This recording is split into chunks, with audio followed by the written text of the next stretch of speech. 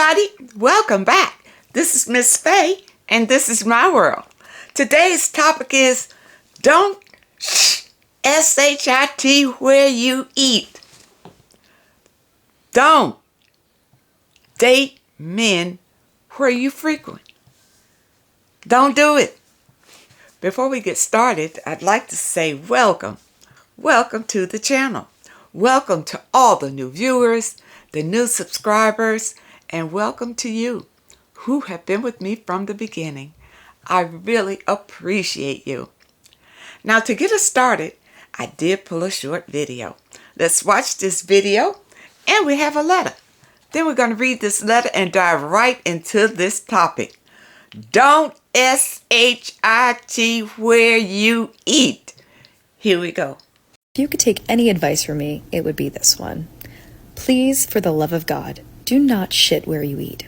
And if you don't know what that means, I'm going to break this down in the most easy way possible. Where you work, the gym you frequent at, cafe that you really love, just places that you go to often, daily, that you are a regular at. Do not ever get in a relationship with somebody from those places, especially your job. And if you do, tread lightly, but please do yourself the favor, because a lot of the time, not gonna say all the time, but a lot of the time, it does not end well. There are so many people I know that had to change jobs, change gyms they frequent at, places they go to regularly, literally move to a different state because people they got involved with in these places. It never ends well. It's not a good thing.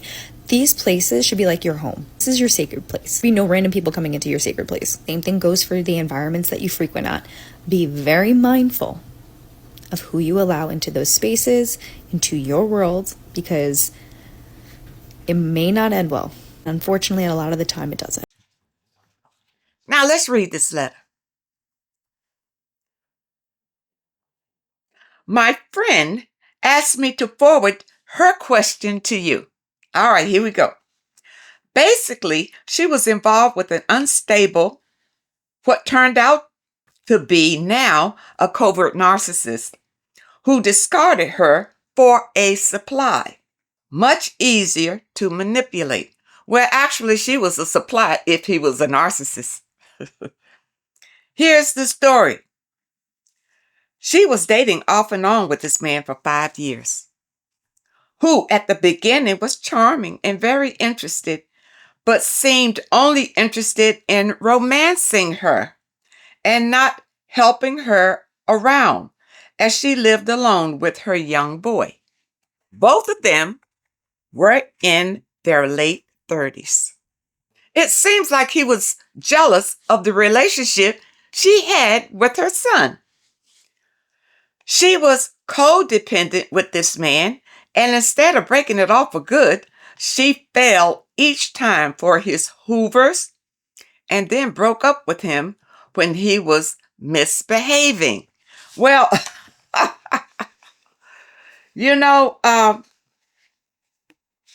as we go on with this, it's hard to say that he was a narcissist, but let's see what else you say.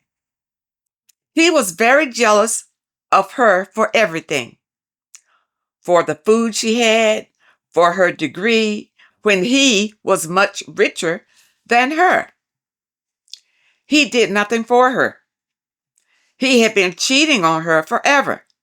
She didn't know. He cheated, discarded her, and got married and made a baby with a new supply.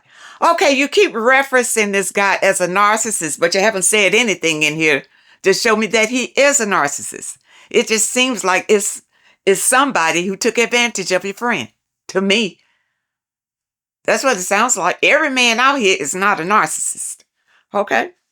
Yet, whenever he sees her, he either laughs or throws dirty looks at her like he hates her. Well, he doesn't respect her. I don't know what happened in the relationship, and you're not saying much about it. Because you are writing this letter for your friend. Why didn't your friend write it? So your friend could tell what really happened in it, because you're getting the information secondhand. Okay? And it's hard to advise through a third party. Okay? But let's see what else. When he is the one who did her wrong, that's what you say, manipulated nonstop, lied to all the flying monkeys about her, which, by the way, are all women. Before discarding her, he stole things from her, like her son's watch and her rings. She did not press charges because they were not important. Okay, wait a minute. Wait a minute. See, I don't see this as being a narcissist. You know, he just wasn't any good. From what I see in the letter, she made a very bad choice with this man. And I don't understand. You say that he's richer than her. Well, why would he be stealing from her? I'm a little confused with that. And again, your friend should have wrote the letter to tell us what's really going on. You getting this information in hindsight. You see, and maybe the details aren't right here. But she wants nothing to do with him anymore. All she got to do is stop. The problem is that he is the teacher at the school where her son goes. That's the issue right there. That's the issue. She has talked about it with the principal. What? The principal? The principal? Who thinks she is paranoid? What do you think the principal going to do? I mean, this is a personal matter between you and this fellow that you chose. And what do you want the principal to do? Fire her? Why would you do that? In reality, he hates her son and targets him. Well, if she has proof that he is targeting her son, you say that he's just a teacher at the school. I don't understand why your friend feels like she is so important to this man who is already remarried and had a baby and going on with his life, is still watching her and her son. Wow. That's beyond me. It makes me feel like your friend is paranoid too. That's what it makes me feel like. Number one, let me say, the title of this video was today was don't SHIT where you eat.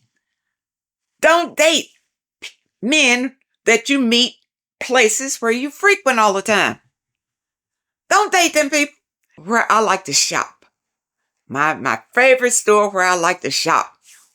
Of course, a few guys over there, they try to hit on me and everything.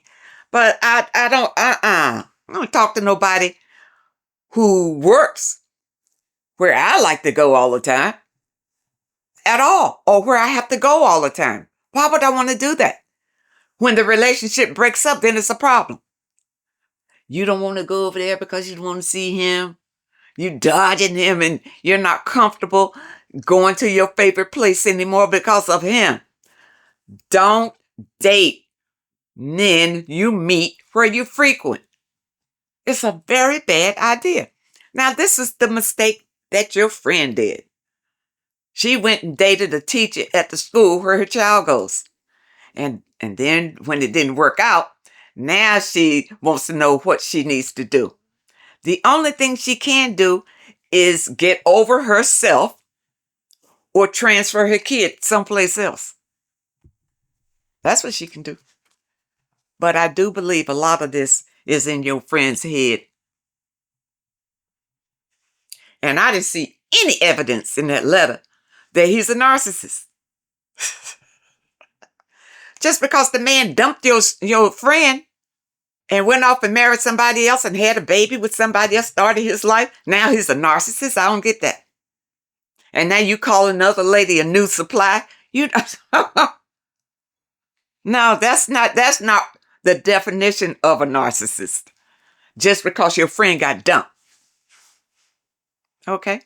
Now, if your friend wants to write a letter and she has a question and she can provide more information on this, yeah. But if her only problem is what to do about this man and her son, you can't do anything about that man. He's on his job. You've already gone to the principal, I guess, trying to get him fired, which now makes you look bad because now the school has a record on you. Paranoid. Okay. Now that could be a reflection on your son right there, what you did. If you are so uncomfortable with your son being at that school, then transfer him out. Or homeschooling. Okay? But from this letter, and you entitled your letter, Unstable Narcissist.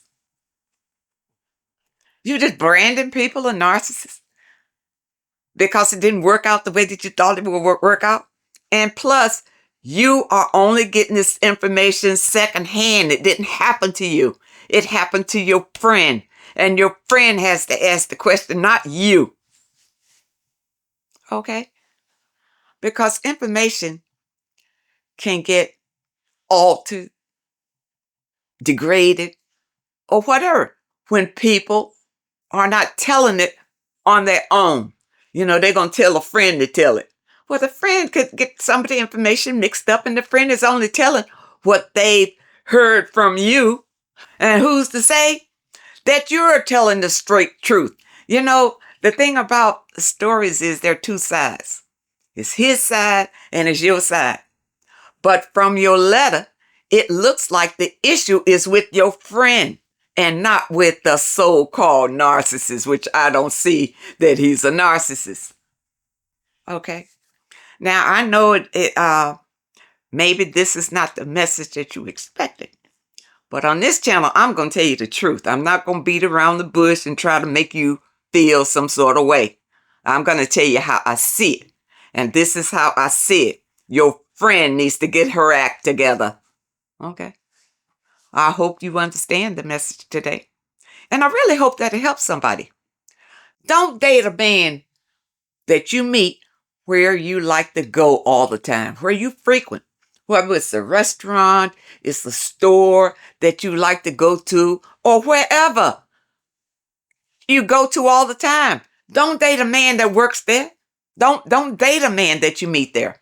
Because if it doesn't work out, then you can't go there no more. You don't want to shop there anymore. It messes up your whole operation.